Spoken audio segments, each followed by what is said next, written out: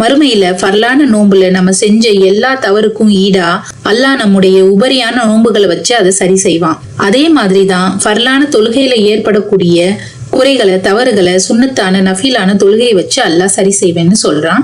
மறுமையில அல்லாஹ் தன்னோட அடியான முதல்ல தொழுகையை பத்தி விசாரிப்பான். அது சரியா இருந்தா அவன் வெற்றியையும் மகத்தான கூலியையும் அடைவான். அவனுடைய தொழுகை சரியில்லைன்னா நஷ்டவாளி ஆயிடுவான். மறுமையில அல்லாஹ் நம்முடைய ஃபர்லான அமல்ல ஏற்படக்கூடிய குறைகளை உபரியான வணக்கங்கள் மூலியமா ஃபர்லான அமல்ல உள்ள குறைகளை நீக்குவான். அதே மாதிரிதான் மற்ற அமல்கள்லயும் சரி செய்வான். நபியும் ரமலான தொடர்ந்து ஷவ்வாலுடைய மாசத்துல 6 நோன்புகளை வைக்கக்கூடியவங்களுக்கு காலமெல்லாம் நோன்பு வச்சு நன்மை கிடைக்கும்னு சொல்றாங்க.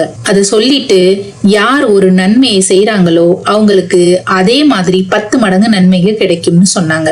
நம்ம செய்யற ஃபர்லான தொழுகை நோன்பு ஹஜ் மூலியமா முழுமையான நன்மை நமக்கு கிடைக்குமான்னு அல்லாஹ் தாலாக்கு மட்டுமே தெரியும். நம்ம அமல்ல இருக்கக்கூடிய குறைய சரி செய்ய அல்லாஹ் நம்முடைய உபரியான இபாதத்துகளை பயன்படுத்துறதா சொல்லி காட்டுறான்.